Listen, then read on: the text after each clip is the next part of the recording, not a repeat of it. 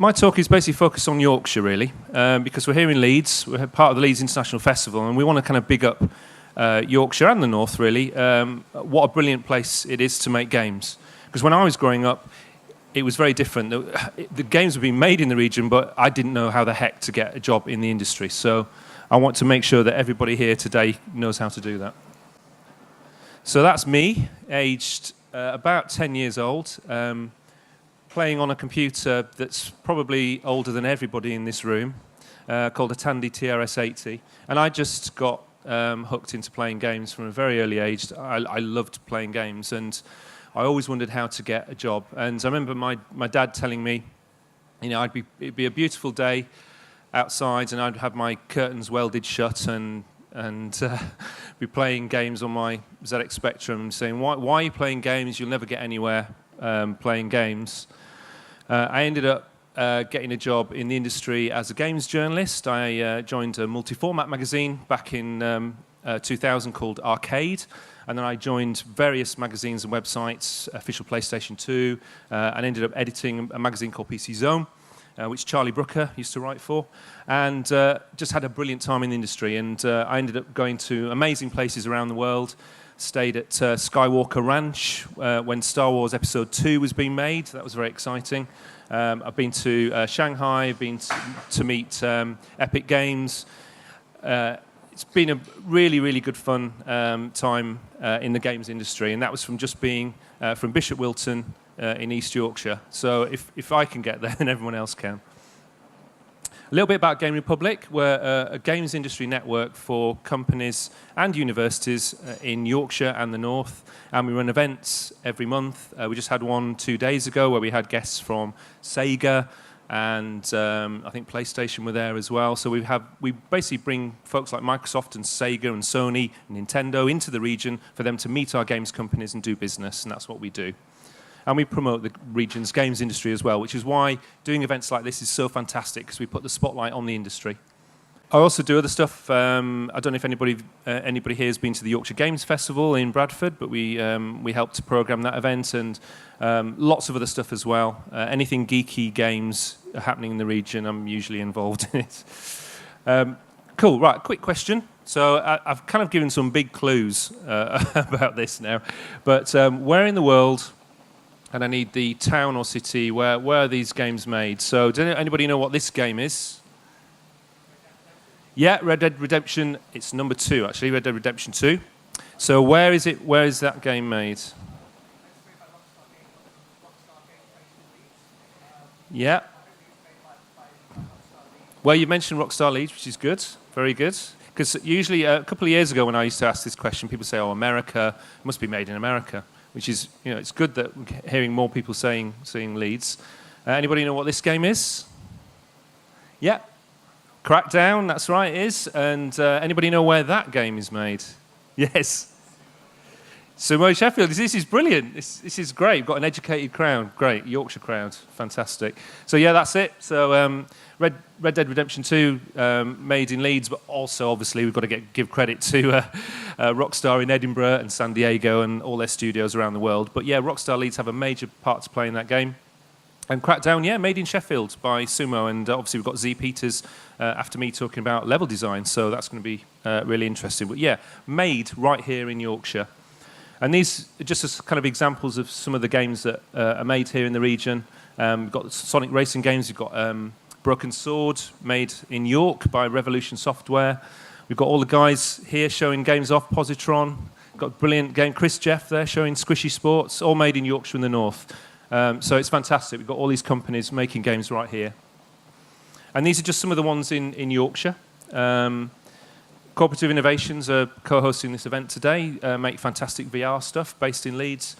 Obviously, we heard from Team 17, but there's lots of other companies. You might have heard of their games, but you probably didn't realise they were based in Yorkshire. So, for example, Bone Loaf. Has anybody heard of Gang Beasts? Have you played Gang Beasts with the little jelly fighters? Yeah, it's a really brilliant game, made in Sheffield. So they're based in Sheffield. And we've got Beta Jester, who are based in York and Hull, and Insight, who are based in Wakefield. Loads and loads of companies based all over the region. More than 150, actually. So I'm not going to go through all these stats, but the games industry is currently worth £5.7 billion. We hear a lot in the news about the fishing industry, and with the B word, Brexit, and how much the fishing industry is worth. The fishing industry is worth £2 billion. We're worth nearly 3 times what the fishing industry is worth. Do we get the coverage in the news? Maybe not so much, but we are. So there you go. 9% of the UK's development workforce are employed in Yorkshire and Humber, which is a really healthy figure. We've got officially nearly 150 companies in the region, and those are companies that are actually formed as companies, but I know there are at least 2 or 3 times that, because there are lots of smaller companies who are under the radar doing brilliant stuff and we don't know about them, or they just keep themselves to themselves. So yeah, we've got at least sort of 300, 400 companies.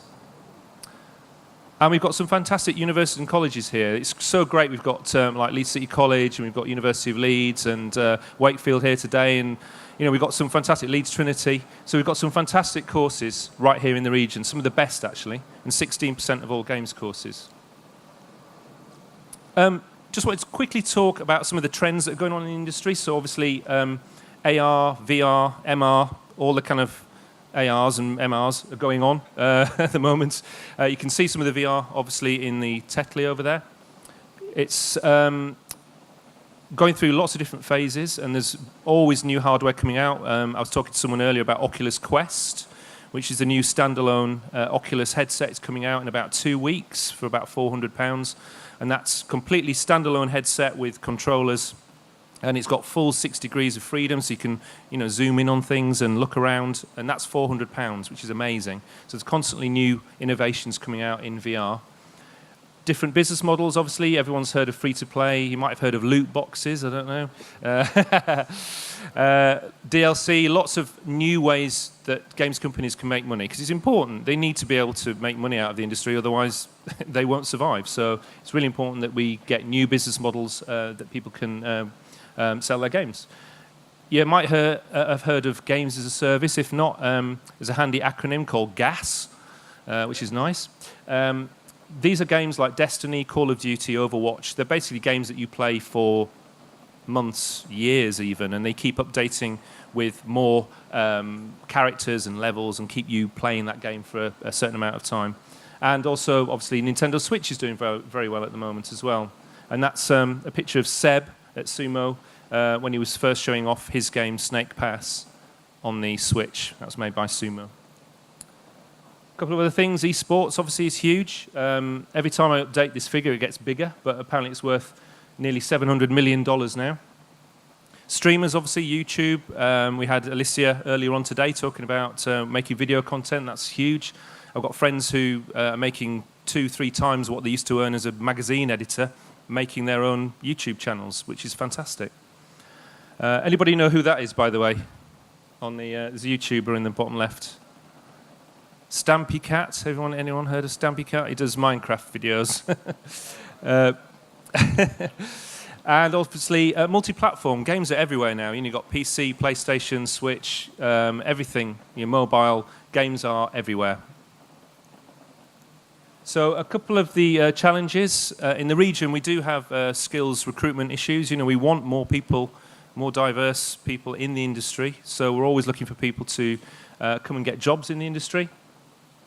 Access to investment is quite difficult here. There's more opportunities in London, I would say, for VC and that's venture capitalists and investment. But it is getting better, but we still need to kind of address that imbalance, getting more investors to come up to the region and invest in our games. And things like political uncertainty. I'll skip over that, but yeah, that's me banging on in the Yorkshire Post about the dreaded B word. We've got an issue in Yorkshire as well about the size of the region, because there's a lot. I mean, games companies based everywhere, in Scarborough, up in Hull, in everywhere, right across the region. So it's so part of Game Republic's job is to really link those people together, and also to link up with folks in the northeast and the northwest as well, so we can all kind of learn from each other and grow the industry up here in the north. Discoverability is a huge issue. This is a figure from 2017. But in that year, there were more than, 7,672 games released on Steam. I mean, that is a ridiculous number of games, and that's just on Steam. 21 games per day. So you imagine how difficult it is for a games developer to get noticed amongst all that. So it really is an issue. And diversity, we want more women, more folks from different ethnic backgrounds, from all sorts of backgrounds. We want them to come and join us in the industry and make better games.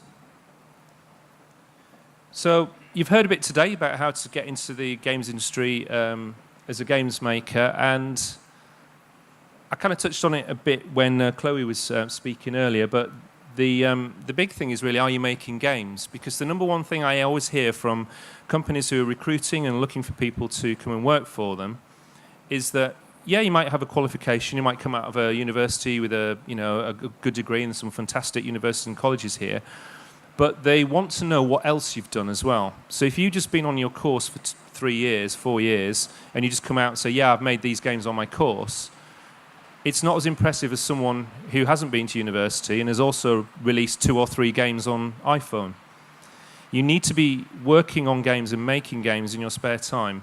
And if you can't make games, you can't program or you can't do art or whatever, get together with some teams. There are plenty of opportunities of working on games in game jams and things that are around the region that you can get involved in to make games. It really, really does make a difference. So if you are passionate about the games industry, you need to be making games or writing about games. If you want to get into games media, write a blog, show that you're writing about games. Because if you want to get a job in media, if you're not doing what you're doing in your spare time, then there are thousands of other people who are doing that. And they are the people who will get the jobs. So it's really important. I've got 2 examples here. These are both from actually Huddersfield University. They set up their companies in their first year at university. And by the second year of university, they were signing deals with PlayStation and Microsoft. So they were still at university and already releasing games. So that's kind of what you're up against. You need to be, it's a very competitive industry, and you need to be making games. You need to demonstrate your passion. Tons and tons of free games development software out there. Scratch, Game Salad, Game Maker's really good. I've had a potter around with that. Made a really, really rubbish game. But yeah, there's tons and tons of games development software out there that you can make stuff. You don't need to be good at art or programming. You can actually just get stuff together. There's a brilliant game called Hotline Miami. I don't know if anybody's played it. Fantastic game made in Game Maker. Game Maker's, I think, about £60, £70, I think. But, the people who made that, they didn't have any programming experience. And I know loads of people who've made games, don't have any programming experience, and are releasing brilliant games on using Game Maker. Alicia already mentioned Mark Brown's Game Maker's Toolkit, but it really is a fantastic YouTube channel. It really goes into how to make games and the kind of detail of level design and everything. It's really, really good. So it's an excellent one to kind of look at if you want to learn more about the kind of craft of making games. So yeah, these are just the top tips, really. Learn about making games, YouTube, do courses, at school, university, and college. If you're not having anything at school, if you haven't got anything at school, have a word with the teacher. Say, why aren't we doing any programming in schools? They should be. Build teams, make games, release them. It doesn't matter if they're not very good when you're starting off. It's just good to get that experience of going through the process of releasing a game on iPhone or Android. Create awareness for your games. I did a talk the other day about doing a crowdfunding campaign on Kickstarter. For example, if you want to do a crowdfunding campaign, you need to be planning it about 6 months before and making sure that you're involved in your social media and getting fans of your game, showing GIFs online, showing the game off and maybe even releasing early demo copies of your game just to get it out there. So you need to be building your community really early in the process of making a game. Network, yeah. I mean, the fact that you're here today and you're meeting games companies and playing games is all about the games industry. A lot of it is like meeting people, and we're very friendly. We're very approachable, most of us. So you can come and chat to us about how to get into the industry, and we'll help you. We want young people and from different backgrounds to come into the industry. Come and ask us. And it's important as well to learn about the business of games, because a lot of companies come out of university perhaps and they're passionate about their projects and their game, but they perhaps don't know about things like marketing, pitching a game, how to raise money, about milestones, what milestones are, the actual budgeting of games and running a company, because the companies that last are the ones that can actually make money. It's all fine making games, but if you want to make games long term, you need to be making money. So it's important that you learn about the business. And this is something that I always say as well. Work hard, be nice. We're quite a small industry, and we are approachable. It's just be friendly and nice, and work hard. That's it, really. So I'm not going to go through all these. Alicia's also mentioned a lot of this as well. But there are tons and tons of different jobs. It's not just about programming and art and things, which are very important, obviously. But I'm a chancer. I don't play I don't program. I don't make art or anything. But I love games. I'm passionate about games. I can write about games. That's how I got into the industry. But I'm now mostly organising events and doing talks. So, you can really, once you're in the industry, you can pick and choose what you want to do. It's exactly what Chloe said. Once you're in the industry or you're in a company, you can actually join as a QA and think, actually, I quite fancy doing audio or I quite fancy being a producer. It's like once you've got that foot in the door, that's when you can really choose to do what you want to do. Just a little bit about salaries. I think it was mentioned earlier, but this is from a couple of years ago now, but the average salary is about 33,000. It's gone up a little bit. Junior coders can expect to be sort of early 20s, thousands. Junior artists a little bit more. Obviously, studio heads earn quite a bit more. But these are, it varies wildly. I know people who have earned, hundreds of thousands of pounds making games. And if you work for a bigger company, you get sometimes you get a share of the money that's made with that game, so you can earn hundreds of thousands, millions of pounds. And I know, I remember when I first got this job in Game Republic about 10 years ago, I met a games developer who was very wealthy, made a lot of money. But he said, if you get into the games industry because you want a Porsche, you're in the wrong industry. Because the people that get into the industry, the people that make the games, they get into the industry, as I did, because they love games. That's why you do it. And if you're good and you're passionate, the money will come, hopefully. Not always, but hopefully it will come. But that's the main thing. You don't really get into the industry set out because you want a Porsche. There are other industries like banking where you can make 2-3 times, if you're a programmer, what you make in the games industry. So you do it because you love it. And yeah, while the sometimes the pay isn't as good as some other industries. I mean, we make games for a living. We're working in the games industry. This is a really friendly, fun industry to be in, and I can't recommend it highly enough. I absolutely love it. I've been in the industry now for 20 years this year, and I absolutely love it. And I'm not doing anything else the rest of my life. I just love this job. That's it. So if you've got any questions, put your hand up and I'll try to answer them. Thank you very much.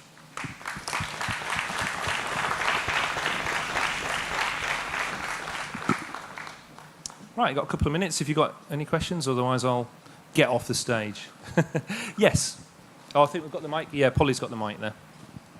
Yeah, I was wondering if there's such a job in the game industry as like a bit like a conceptual artist, like a bit like a producer, but in a game sense. Like they come up with ideas for games, do storyboarding, come up with characters. Yeah, just the general kind of whole idea of a game. Oh, yeah. I mean, certainly. So, I mean, for some of the smaller companies that are maybe 2-3 people, you'll do a lot of different jobs. So, I mean, it's we put these jobs up like QA and all that kind of stuff. But a lot of the smaller companies, you'll have people who are programmers, are also maybe designers, producers as well, audio.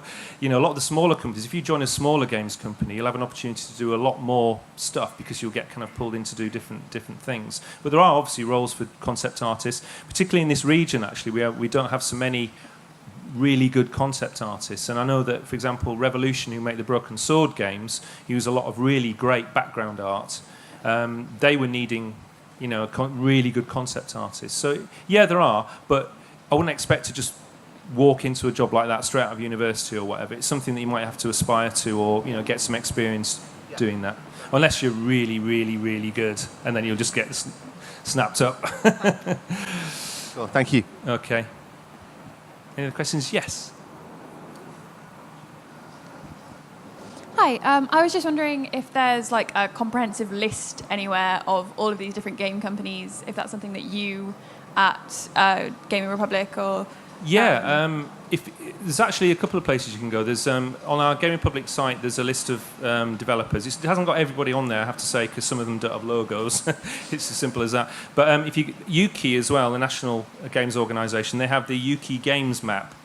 So if you look up Yuki, I think it's yuki.org.uk, I think it is, and they've got a games map, and you can focus in on Yorkshire, and you can see where all the games companies are in the region. And we helped put that list together. We worked with Yuki and the BFI to make sure that we got all the list of companies there. And there's places in the northeast there. You can focus in on northwest as well. It's just got all the kind of where all the games companies are based. And we're trying to update it. The problem is keeping updating it, because you get new companies all the time. I met 2 new companies the other day I never knew existed in Yorkshire. So it's constantly keeping that list updated. But yeah, if you go on Yuki on Game Republic, we've got links to a lot of the companies and universities and colleges as well. Great, thanks. Okay, probably time for one more. Yep. Oh, not you.